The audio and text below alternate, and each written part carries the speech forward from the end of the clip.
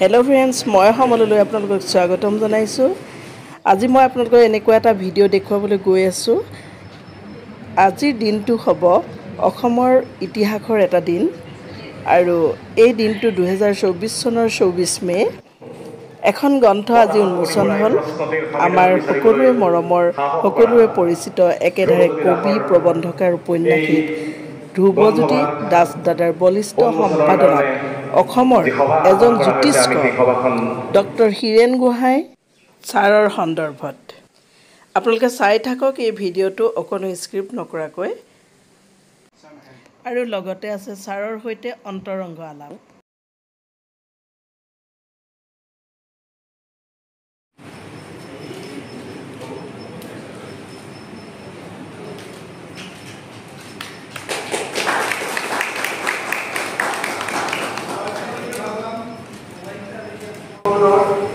नाम कोई नाम बोले अपना तो प्रणामो के गौतम और गुरुत्तम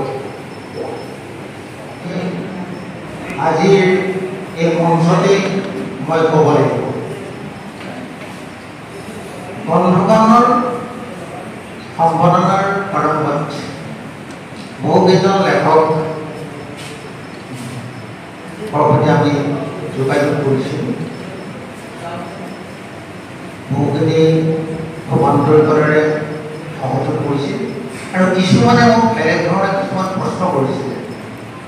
মোক কৈছিলে যে মই কিছুমান প্ৰশ্ন তেখেতসকলক দিব লাগিব, প্ৰশ্নৰ উত্তৰ দিব লাগিব। এইটো মই বহুত আছে তাৰ ই কেতিয়া যাব ছাৰ মই আপোনাক কওঁ যেনেকৈ আপুনি কৈছে ই কেতিয়া যাব বহুতে চিন্তা কৰে, কিন্তু তাৰ ওলোটা চাম এটাও আছে। বহুতে এনেকৈ ভাবে যে মোৰ আয়ুখিনি চাৰে ন মোৰ 100 বছৰ 110 বছৰ 20 বছৰ জীয়াই থকা আশা কৰা মানুহ আছে। আপুনি এনেকৈ জীয়াই থাকক, সদায় জাতিটোৰ জাগ্ৰত প্ৰহৰী হৈ থাকক, ভগৱানে আপোনাক শক্তি দিয়ক, অন্ততঃ আপুনি 100 বছৰলৈকে জীয়াই থাকক। আমাৰ ফটোকপি প্ৰণাম। আৰু ছাৰ আমাৰ মাজত হয়তো নাথাকিব, আমিও ইয়াত থকা বহুত মানুহ হয়তো নাথাকিব, কিন্তু চাব এই দিনটোৰ এটা সুকীয়া গুৰুত্ব থাকিব। আৰু সেইকাৰণে এই সুযোগটো মই ল'লোঁ আৰু আপোনালোকক সকলো থিয় হৈ ছাৰক এটা সন্মান জনাবৰ কাৰণে অনুৰোধ কৰিছোঁ। কেলে ছাৰ মোৰ নাম ৰুদ্ৰসিংহ মত তাৰ আপোনাক নমস্কাৰ জনাইছোঁ আৰু মোৰ অন্তৰৰ উষ্ণ অভিনন্দন জ্ঞাপন কৰিছোঁ। আজি মই খুব আনন্দিত হৈছোঁ যে অসমৰ বৌদ্ধিক জীৱনৰ যিগৰাকী অভিভাৱক কিছু কথা আপুনি ক'লে আৰু আমিও সংবাদ মাধ্যমত আমি ৰাজনীতিৰ কথা আলোচনা কৰোঁ।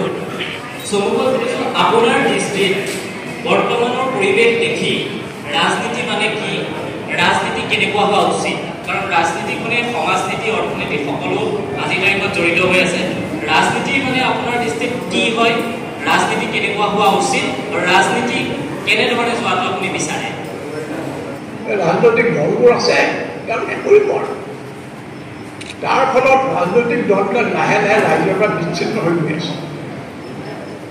আৰু এটা কথা তেওঁলোকেও ৰাইজৰ সুখ দুখ অভাৱ অভিযোগৰ কথা কিমান ভালকৈ গম নাপায়, গম পালেও গুৰুত্ব নিদিয়া হয়। আৰু ৰাইজেও তেওঁলোকেও এই কথাটো ভালকৈ চিন্তা কৰা নাই যে কিবোৰ কাম হ'লে, কিবোৰ নীতি গ্ৰহণ কৰিলে, কিবোৰ সিদ্ধান্ত গ্ৰহণ কৰিলে আমাৰ সকলোৰে উন্নতি হ'ব, সেই কথা ৰাইজেও পাহৰি যোৱা ফলত মানে ৰাজনীতিবিদবিলাকে নিজৰ ইচ্ছামতে নিজকে কৰিবলৈ আৰম্ভ কৰিছে। এতিয়া সংসদৰ আমাৰ ভাৰতীয় সংসদ ভাৰতীয় আমাৰ ৰাজ্যৰ বিধানসভাৰ বেছিভাগ সদস্যই কোটিপতি মানুহ, কোটিপতি, আৰু বহুতে কোটি টকা কেনেকৈ উপাৰ্জন কৰিছে সেইটো ৰহস্য।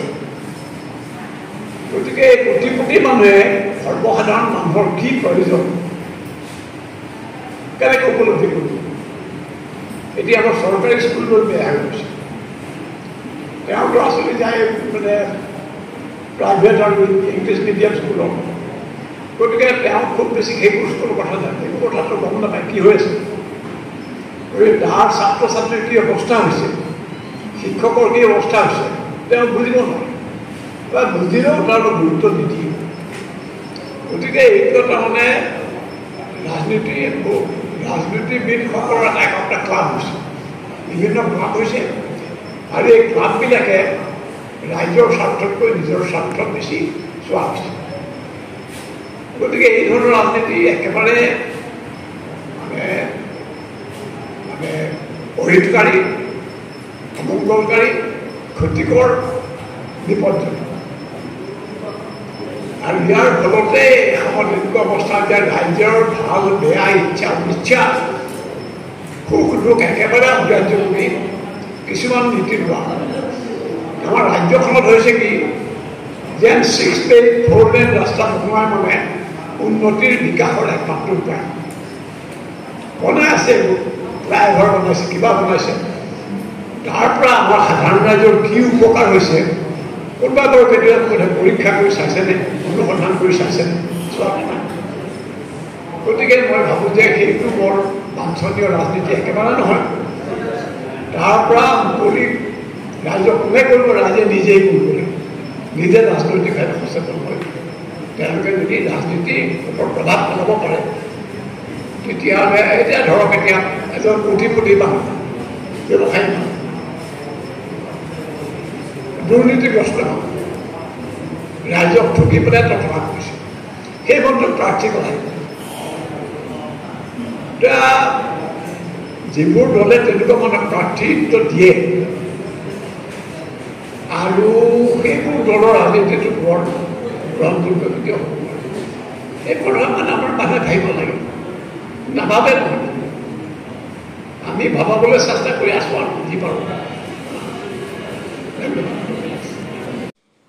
সদৌ শেষত মই ইয়াকেই ক'ম যে ইমান এটা প্ৰতিকূল পৰিস্থিতিকো আওকাণ কৰি অনেক দুখ কষ্টৰ মাজেদি ধ্ৰুৱজ্যোতি দাসদাই এনেকুৱা এখন কিতাপ অসমবাসীক উপহাৰ দিছে। তাৰ বাবে তেওঁলৈ অশেষ অশেষ ধন্যবাদ। আমি আশাবাদী এই কিতাপখন যাতে সুদূৰ প্ৰসাৰী হওক, অসমৰ প্ৰতিজন মানুহৰ হাতে হাতে থাকক, আৰু ভৱিষ্যত প্ৰজন্মই যাতে আকৌ এবাৰ প্ৰশ্ন উত্থাপন কৰিবলগীয়া নহওক যাতে ডক্টৰ হীৰেণ গোহাঁই কোন। ধন্যবাদ।